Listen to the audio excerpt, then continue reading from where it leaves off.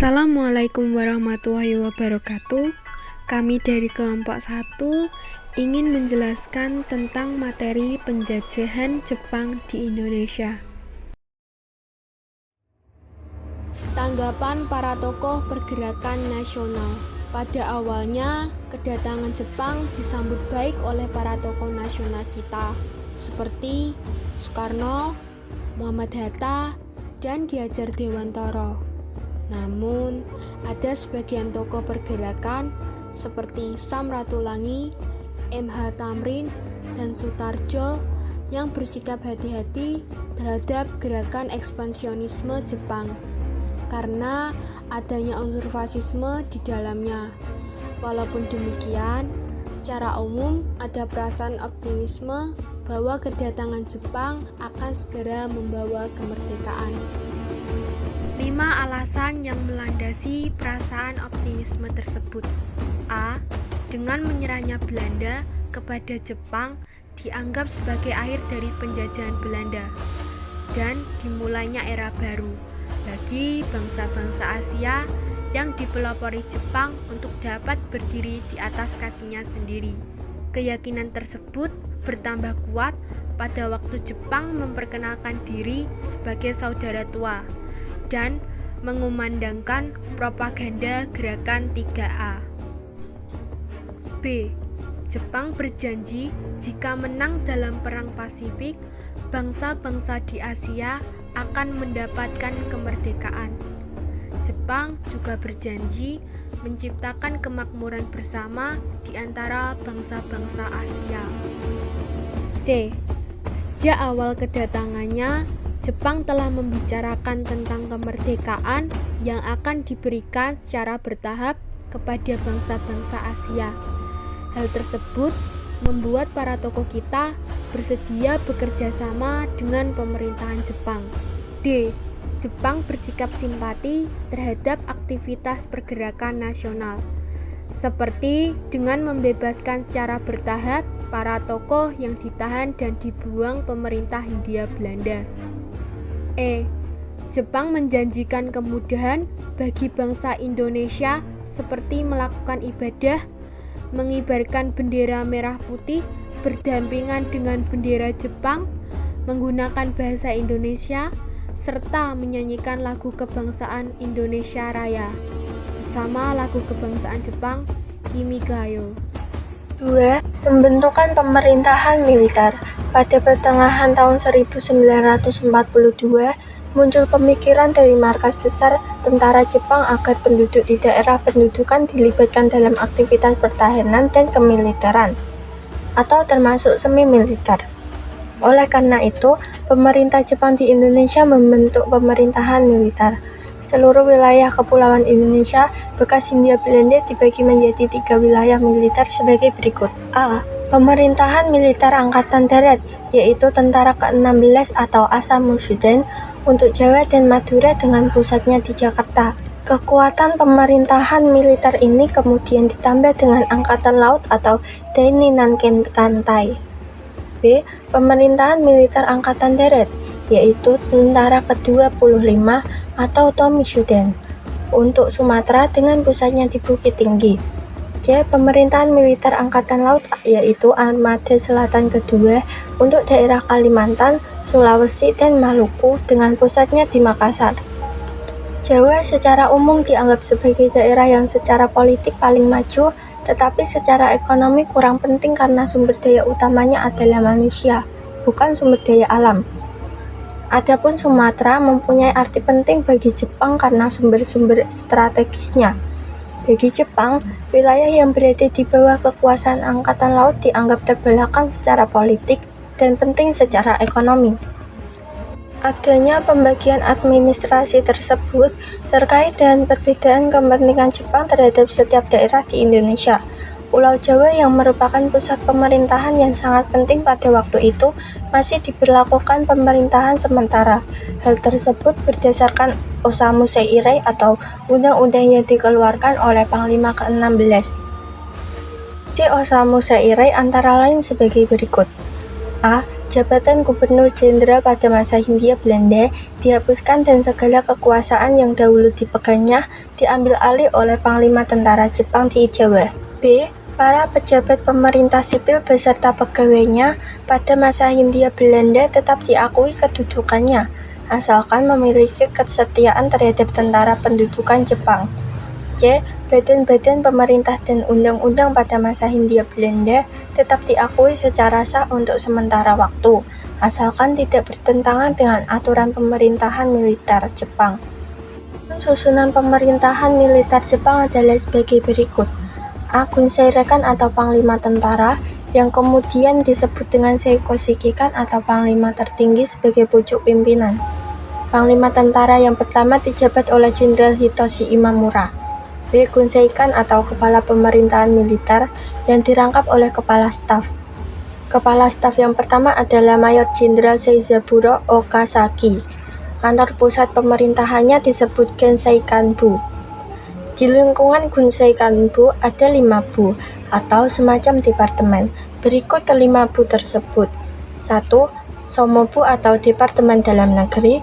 2. Seimubu atau Departemen Keuangan. 3. Sangyobu atau Departemen Perusahaan, Industri, dan Kerajinan Tangan atau Urusan Perekonomian. 4. Kotsubu atau Departemen Lalu Lintas. 5. Shihobu atau Departemen Kehakiman. C. Gunseibu atau Koordinator Pemerintahan dengan tugas memulihkan ketertiban dan keamanan atau semacam gubernur, meliputi sebagai berikut. 1. Jawa Barat dengan pusatnya di Bandung. 2. Jawa Tengah dengan pusatnya di Semarang. 3. Jawa Timur dengan pusatnya di Surabaya. Ditambah 2 daerah istimewa atau kochi yaitu Yogyakarta dan Surakarta. Pada awal pendudukannya di Indonesia, Jepang mulai melakukan perubahan-perubahan, seperti untuk penunjuk waktu harus menggunakan tarik Sumera atau tarik Jepang, menggantikan tarik Masehi.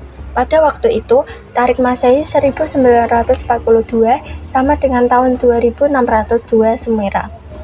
Rakyat Indonesia atau mulai tahun 1942 harus merayakan Hari Raya Tenkosetsu atau Hari Raya lahirnya Kaisar Hirohito. Selain itu, Jepang juga melarang menggunakan bahasa Belanda dan mewajibkan menggunakan bahasa Jepang. Pemerintahan sipil. Untuk mendukung kelancaran pemerintahan pendudukan Jepang, Jepang juga mengembangkan pemerintahan sipil. Pada bulan Agustus 1942, pemerintah Jepang berusaha meningkatkan sistem pemerintahan seperti dengan mengeluarkan Undang-Undang Nomor 27 tentang aturan pemerintahan daerah dan dimantapkan dengan Undang-Undang Nomor 28 tentang pemerintahan Sho serta Tokubetsushi. Menurut Undang-Undang Nomor 28, pemerintah daerah yang tertinggi adalah Sho atau Keresidenan. Seluruh Pulau Jawa dan Madura kecuali Kochi Yogyakarta dan Kochi Surakarta dibagi menjadi daerah-daerah Sho atau Keresidenan. Shi, kota praja, Ken, kabupaten, Gun, kewedanan, Son, kecamatan, dan Ko, desa atau kelurahan. Seluruh Pulau Jawa dan Madura dibagi menjadi 17 Sho. Pemerintah Sho dipimpin oleh seorang Shojokan. Dalam menjalankan pemerintah Shojokan dibantu oleh Jokan Kanbo atau Majelis Permusyawaratan Sho. Setiap Jokan Kanbo memiliki 3 bu atau bagian, yaitu Naiseibu, bagian pemerintahan umum, Keisaibu, bagian ekonomi, dan Keisatsubu, bagian kepolisian. Pemerintah Jepang juga membentuk kota. Oleh Jepang, kota dianggap memiliki posisi sangat penting karena menjadi daerah semacam swatantra atau otonomi. Daerah tersebut disebut Tokubetsushi atau kota istimewa, yang posisi dan kewenangannya seperti Sho yang berada langsung di bawah pengawasan Gun Seikan. Pada tanggal 5 September 1942, pemerintah Jepang membentuk Chuo Sangiin, Dewan Pertimbangan Pusat, dan Chuo Sangikai, Dewan Pertimbangan Daerah, untuk menjalankan pemerintahan yang cepat dan tepat. Adapun tugas utama kedua dewan tersebut adalah mengajukan usul kepada pemerintah, terutama berkaitan dengan masalah politik. Ketua Chuo Sangiin adalah Soekarno dan wakilnya Buntaran Mangunsubrata. Langkah-langkah yang dilakukan pemerintah Jepang tersebut sepintas berpengaruh penting bagi bangsa Indonesia dalam upaya mencapai kemerdekaan. Namun, jika diperhatikan secara seksama, perubahan-perubahan tersebut hanya sebuah sandiwara sebagai upaya Jepang untuk memperoleh simpati baik bangsa Indonesia. Memasuki pertengahan tahun 1943, pemerintah Jepang mempercayai tokoh-tokoh Indonesia untuk duduk dalam pemerintahan. Hal tersebut dilakukan pemerintah Jepang berdasarkan pidato Perdana Menteri Tojo pada tanggal 16 Juni 1943. Dalam pidatonya, Perdana Menteri Tojo akan memberikan kesempatan bagi orang-orang Indonesia untuk turut mengambil bagian dalam pemerintahan negara. Hal tersebut dilakukan Jepang agar bangsa Indonesia tetap bersimpati pada Jepang. Organisasi yang bersifat sosial kemasyarakatan. Tujuan Jepang membentuk organisasi yang bersifat sosial kemasyarakatan adalah mengakomodasikan gerakan kaum nasionalis. Jepang tidak ingin kaum nasionalis terus-menerus melakukan gerakan bawah tanah setelah Jepang membubarkan hampir seluruh organisasi pergerakan pada masa kolonial Belanda. Berikut organisasi sosial kemasyarakatan yang dibentuk pada masa pendudukan Jepang. Yang pertama, Gerakan 3A. Gerakan 3A didirikan secara resmi oleh Jepang pada akhir bulan Maret 1942 dan dipimpin oleh Hiroshi Shimizu, seorang propagandis Jepang, dan Mr. Samsudin, tokoh Parindra Jawa Barat. Nama Gerakan 3A merupakan singkatan dari semboyan propaganda Jepang, yaitu Jepang Cahaya Asia, Jepang Pelindung Asia, dan Jepang Pemimpin Asia. Gerakan 3A merupakan upaya Jepang untuk merekrut dan mengarahkan tenaga rakyat yang akan dimanfaatkan dalam Perang Asia Timur Raya. Yang kedua, ada Putra atau Pusat Tenaga Rakyat. Pemerintah Jepang membentuk Putra pada bulan Maret 1943. Putra merupakan organisasi nasional yang dirangkul Jepang untuk mempropagandakan politik Hakoichiu kepada rakyat Indonesia. Tokoh-tokoh Putra dikenal dengan sebutan 4 serangkai, yaitu Soekarno, Mohatta, Ki Hajar Dewantara, dan Mas Mansur. Maksud didirikan Putra adalah untuk memusatkan segala potensi rakyat Indonesia untuk membantu Jepang dalam Perang Asia Timur Raya. Sedangkan pendirian Putra bagi bangsa Indonesia adalah untuk membangun dan menghidupkan kembali aspirasi bangsa yang masih terbelenggu politik imperialisme Belanda. Yang ketiga ada MIAI. MIAI dibentuk pada tanggal 21 September 1937. MIAI merupakan satu-satunya organisasi pergerakan nasional yang diperbolehkan berdiri pada masa pendudukan Jepang karena dianggap mudah dirangkul Jepang. Kegiatan MIAI terbatas pada pembentukan Baitul Mal atau Badan Amal dan menyelenggarakan peringatan hari-hari besar keagamaan. Yang keempat ada Masyumi. Masyumi dibentuk pada tanggal 22 November 1943. Ketuanya adalah Hasyim Asy'ari, wakil ketuanya Mas Mansur dan Wahid Hasyim. Sebagai penasihat yaitu Ki Bagus Hadikusuma dan Abdul Wahab. Kelima ada Jawa Hokokai atau Himpunan Kebaktian Jawa. Jawa Hokokai didirikan pada tanggal 8 Januari 1944. Pada tahun 1944, Panglima Tentara ke-16 Lejen Kumagichi Harada menyatakan berdirinya organisasi Jawa Hokokai, yaitu organisasi pusat yang anggotanya terdiri dari bermacam-macam Hokokai. Himpunan kebaktian sesuai dengan bidang profesinya, antara lain sebagai berikut. Yang pertama, Kyoiku Hokokai atau kebaktian para guru. Yang kedua, Iji Hokokai, kebaktian para dokter. Yang ketiga, Fujinkai, organisasi wanita. Yang keempat, Keimin Bunka Shidoso, pusat kebudayaan. Yang kelima, Hoei Engokai, tata usaha pembantu prajurit peta dan heiho. Yang keenam, Hokokai perusahaan. Alasan pemerintah Jepang membentuk badan baru tersebut karena semakin hebatnya Perang Asia Timur Raya, sehingga perlu digiatkan dan dipersatukan segala kekuatan rakyat. Dasar pengorbanan itu adalah Hoko Seishin, semangat kebaktian, yang meliputi 3 dasar, yaitu mengorbankan diri, mempertebal rasa persaudaraan, dan melaksanakan sesuatu dengan bukti nyata. Tugas Jawa Hokokai antara lain mengerahkan rakyat untuk mengumpulkan padi, besi tua, pajak, dan menanam jarak sebagai bahan baku pelumas untuk Jepang. Organisasi semi militer. Jepang membentuk beberapa organisasi semi militer dan militer untuk mengakomodasi aktivitas pemuda. Berikut organisasi semi militer bentukan Jepang. A. Pengarahan tenaga pemuda untuk menanamkan nilai-nilai semangat jiwa ksatria, disiplin, dan menghilangkan rendah diri kepada kaum pemuda adalah dengan pendidikan, baik pendidikan umum, sekolah rakyat dan sekolah menengah, maupun pendidikan khusus. Latihan yang diadakan Jepang. Latihan yang diadakan Jepang seperti BPAR, Barisan Pemuda Asia Raya.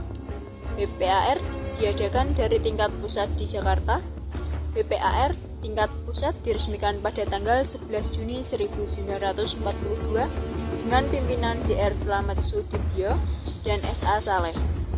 B. Senindan, Barisan Pemuda. Senindan merupakan organisasi pemuda yang didirikan pada tanggal 9 Maret 1943. Adapun pelantikan anggota Senindan pada tanggal 29 April 1943, tepat pada hari ulang tahun Kaisar Jepang. Tujuan pembentukan Senindan adalah mendidik dan melatih pemuda agar dapat menjaga dan mempertahankan tanah airnya dengan kekuatan sendiri. Pada awalnya, seni dan beranggotakan pemuda-pemuda Asia yang berusia antara 11 sampai 25 tahun. Kemudian diubah menjadi 14 sampai 22 tahun. Anggota Senindan sebanyak 3.500 orang yang berasal dari seluruh Jawa. Jumlah tersebut berkembang menjadi 500.000 orang pemuda pada akhir masa pendudukan Jepang. C. Keibodan, Barisan Pembantu Polisi. Dalam pembentukan Keibodan, tampak bahwa pemerintah Jepang berusaha agar tidak terpengaruh oleh golongan nasionalis, bahkan kaum nasionalis pada tingkat bawah pun tidak mempunyai hubungan dengan kebudayaan karena badan ini langsung ditempatkan di bawah pengawasan polisi. Di Sumatera, Keibodan dikenal dengan Bogodan. Di Kalimantan, disebut Borneo Konen Bogodan. D. Swiss Hintai, Barisan Pelopor. Barisan Pelopor dibentuk pada tanggal 14 September 1944 dan diresmikan pada tanggal 25 September 1944. Organisasi semi militer ini dibentuk sebagai hasil keputusan sidang ketiga dari Chuo Sang-in, Dewan Pertimbangan Pusat. Barisan Pelopor dipimpin oleh Ir Suekarno, wakilnya adalah RP Suroso, Oto Iskandar Dinata, dan Dr. Buntaran Marto Atmojo. Hisbuo. Pembentukan barisan semi militer khusus yang direkrut oleh dari golongan Islam diberi nama Hizbullah. Organisasi semi militer ini diketuai oleh Kiai Haji Zainal Arifin dan wakilnya Mohroem. Hizbullah berdiri pada tanggal 15 Desember 1944. Dalam istilah Jepangnya disebut Kakyo Seinen Tenshintai. Organisasi militer. Heiho. Heiho dibentuk berdasarkan instruksi Bagian Angkatan Darat Markas Besar Umum Kemaharajaan Jepang pada tanggal 2 September 1942 dan mulai merekrut anggotanya pada tanggal 22 April 1943. Syarat untuk menjadi anggota Heiho adalah pemuda berusia 18-25 tahun dengan pendidikan terendah SD. Anggota Heiho ditempatkan langsung pada Angkatan Perang Jepang atau ALAD. Walaupun hanya berstatus sebagai pembantu prajurit Jepang, anggota Heiho dilatih untuk menggunakan senjata dan mengoperasikan meriam-meriam pertahanan udara Jepang. Awal pembentukan Heiho untuk membantu pekerjaan kasar militer seperti membangun kubu dan parit pertahanan, serta penjagaan. Dalam perkembangannya, Heiho dipersenjatai dan dilatih untuk diterjunkan di medan perang.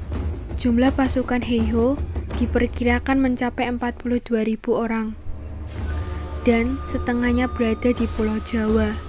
Jadi, Heiho merupakan organisasi militer resmi. Prajurit Heiho tidak hanya menghadapi peperangan di Indonesia, tetapi juga dikirim ke luar negeri, seperti Malaya atau Malaysia dan Burma atau Myanmar, untuk menghadapi pasukan sekutu. B. Peta. Peta resmi berdiri pada tanggal 3 Oktober 1943 berdasarkan peraturan pemerintah Jepang yang disebut Osama Seirei nomor 44 yang mengatur tentang peta. Pembentukan peta dilakukan oleh Letjen Kumakichi Harada. Anggota peta terdiri dari orang Indonesia yang mendapatkan pendidikan militer Jepang. Beberapa tokoh peta yaitu Supriyadi dan Sudirman. Tugas peta adalah mempertahankan tanah air Indonesia. Peta memiliki peranan yang sangat besar dalam memperjuangkan dan mempertahankan kemerdekaan. Karena pada masa selanjutnya, peta menjadi tulang punggung kekuatan TNI. Adapun ide awal pembentukan peta berdasarkan surat dan Gatot Mangkuraja kepada Gunsekai pada bulan September 1943 yang isinya agar bangsa Indonesia diperkenankan membantu tentara Jepang di medan perang. Dalam peta ada 5 sistem kepangkatan, yaitu sebagai berikut. 1. Daidancho atau Komandan Batalion, dipilih dari kalangan tokoh-tokoh masyarakat atau orang-orang terkemuka di daerah.